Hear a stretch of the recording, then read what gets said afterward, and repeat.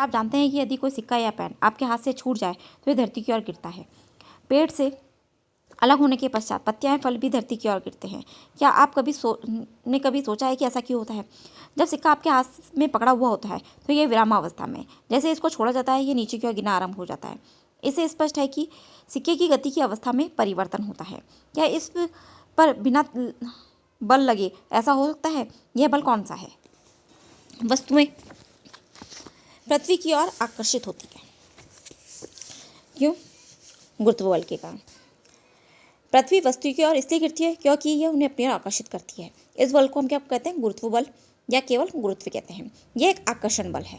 गुरुत्व बल प्रत्येक वस्तु पर लगता है। बस गुरुत्व बल हम सभी पर हर समय बगैर हमारी जानकारी के लगता रहता है। जैसे ही हम कोई नल खोलते हैं पानी धरती की ओर बहने लगता है। गुरुत्व बल के कारण ही नदियों में पानी नीचे की ओर बहता है। गुरुत्व केवल पृथ्वी का ही गुण नहीं है, वास्तव में विश्व की सभी वस्तुएं, चाहे वे छोटी हो या बड़ी हो, एक दूसरे के ऊपर बल लगाती है। यह गुरुत्वाकर्षण बल कहलाता है। अब हम पढ़ रहे हैं दाब। तूफान या चक्रवात के समय प्रबल पवन घर की छतों को भी उड़ा ले जाती है। आपने यह भी सीखा है कि पवन तथा चक्रवात वायु दाब के अंतर के कारण बनते हैं। क्या दाब तथा बल में कोई संबंध है? आइए पता लगाएं।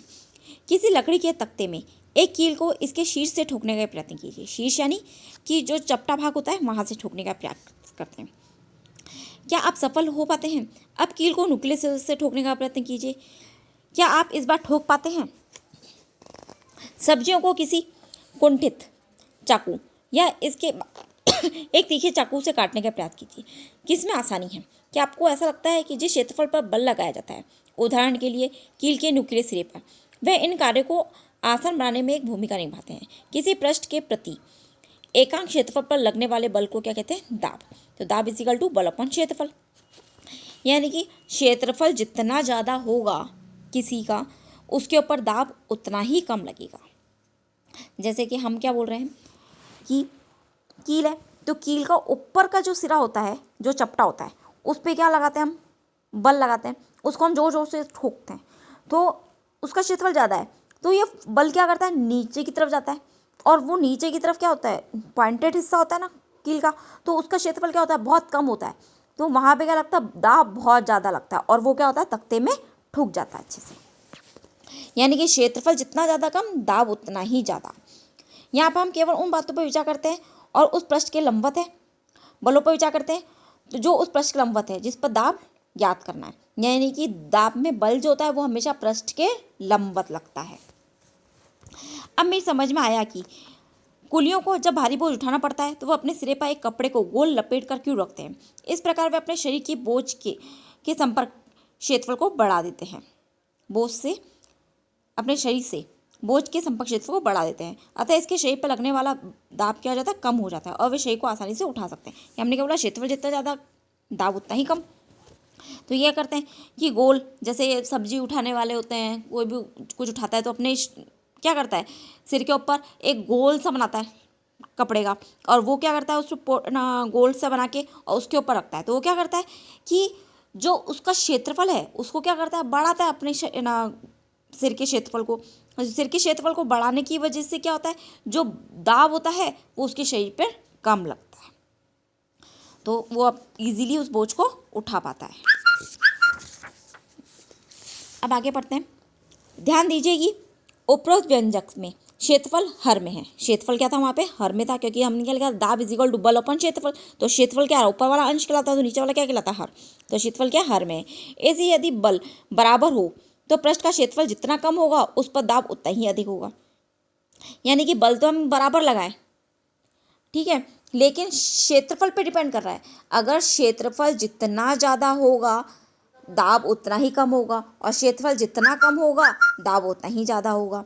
तो हम क्या बोल रहे हैं? क्षेत्रफल को बढ़ाकर दाब को क्या किया जा सकता है? कम किया जा सकता है, उस पर दाब उतना ही अधिक होगा। इसलिए ना कील के नुकीले सिरे का क्षेत्रफल इसके शीर्ष की अपेक्षा बहुत कम है, इसलिए ये वही बल कील के नुकीले सिरे को लकड़ी के तख्ते में ठोकने के लिए पर्याप्त दाब उत्पन्न कर देता है। ओके, क्या अब आप बता सकते हैं कि कंधे पर लटकाने वाले थैलों में चौड़ी पट्टी क्यों लगाई जाती है? इन थैलों में बारीक पट्टी क्यों नहीं लगाई जाती? वही चीज़ है कि हम क्या करेंगे?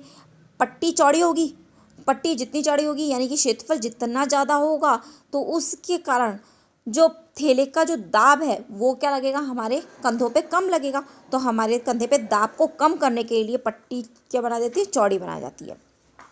और काटने तथा सुराख करने वाले औजारों के किनारे सदैव तीक्ष्ण क्यों होते हैं? क्या द्रवों गैसों द्वारा भी दाब लगता है? क्या ये भी उस क्षेत्रफल पर निर्भर करता है जिस पर बल कार्य करता है? आइए याद करें। द्रवों तथा गैसों द्वारा लगाया गया दाब, क्रियाकलाप। सबसे पहले पारदर्शी कांच की एक नली अथवा पाइप लीजिए, ये देखो ये दी हुई है। पाइप की नली की लंबाई कितनी होनी चाहिए, 25 सेंटीमीटर, और उसका व्यास 5 से 7.5 सेंटीमीटर होना चाहिए। एक अच्छी पतली रबड़ की शीट भी लीजिए।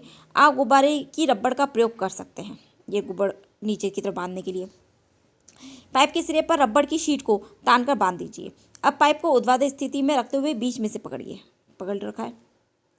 आप किसी मित्र से पाइप में कुछ पानी डालने के लिए कहिए, इसमें पानी डाला। क्या रबड़ की शीट बाहर की ओर फूल जाती है, ये फूल गई। अब पाइप में पानी के स्तंभ की ऊंचाई नोट कीजिए। अब पाइप में कुछ पानी और डालिए और रबड़ की शीट की फुलाई तथा पाइप में पानी के स्तंभ की ऊंचाई को पुनः नोट कीजिए। इस प्रक्रिया को कुछ बार दोहराइए। क्या आप रबड़ की शीट के फुलाव तथा पाइप में पानी के स्तंभ की ऊंचाई में कुछ संबंध देख पाते हैं? इनमें क्या संबंध है वो आप देखिए। वैसे क्रियाकलाप 11.9 में प्लास्टिक की एक बोतल ली और उसमें पानी व मधु पे भरा, मधु पे यानी सॉफ्ट ड्रिंक भरा। अब इसमें हमने क्या किया, नीचे की तरफ एक सुराख किया और उसमें एक हमने पाइप लगा दिया, कांच की नली लगाई और उस कांच की नली से एक हमने गुब्बारे को बांध दिया। अब इसमें पानी भरा। अब देखो इसको इस तरह से लगाना है कि इसमें से पानी ना रिसे। यदि पानी रिसता है तो उसको पिघले मोम से अच्छी प्रकार बंद कीजिए। कांच की नली के मुंह को क्रियाकलाप के अनुसार एक पतली रबड़ की शीट से बंद कीजिए। वही रबड़ से गुब्बारे से ढक दिया। अब इस बोतल को पानी से आधा भरिए। क्या आप देखते हैं कि एक बार कांच की नली के मुंह पर लगाई गई रबड़ की शीट क्यों फूल जाती है? बोतल में कुछ पानी और डालिए। क्या रबड़ की शीट के फुलाव में कुछ अंतर आता है? ध्यान दीजिए, रबड़ की शीट को बर्तन के नीचे के नीचे नहीं बल्कि पार्श्व में यानी दीवार में लगाया गया है। ठीक है, पार्श्व यानी किनारे में इसमें लगाया गया। क्या इस स्थिति में रबड़ शीट का फूलना ये दर्शाया है कि पानी बर्तन की दीवारों पर भी दाब डालता है? आइए इसकी और अधिक छानबीन करते हैं। अब एक और क्रियाकलाप है। प्लास्टिक की खाली बोतल लेते हैं और उसके अंदर क्या करते हैं, छेद कर देते हैं। अब इस के अंदर पानी भरते हैं तो पानी क्या करता है, सभी सुराखों से बराबर दूरी पे गिरता है। तो ये क्या बताता है कि जो पानी है वो क्या करता है, उस पर पानी की बोतल पे यानी उसकी दीवारों पर समान दाब लगाता है। अब हम आगे का पढ़ते हैं। आपका ये चैप्टर खत्म होने वाला है। अब देखो, स्मरण कीजिए कि यदि साइकिल की ट्यूब में पंचर हो तो इसके अंदर की हवा का क्या होता है? क्या ये प्रेक्षण दर्शाता है कि वायु किसी फुलाए हुए गुब्बारे या साइकिल की ट्यूब के अंदर की दीवारों पर दाब डालती है? इस प्रकार हम कह सकते हैं कि गैसें जिस बर्तन में रखी जाती है उसकी दीवारों पर दाब डालती है। वायुमंडलीय दाब। हमारे चारों ओर वायु है। वायु के इस आवरण को क्या कहते हैं, वायुमंडल कहते हैं। वायुमंडलीय वायु पृथ्वी के तल से कई किलोमीटर ऊपर तक फैली हुई है। इस वायु द्वारा लगाए गए दाब को हम क्या कहते हैं, वायुमंडलीय दाब कहते हैं। हम जानते हैं कि प्रति एकांक क्षेत्रफल पर लगने वाले बल को दाब कहते हैं।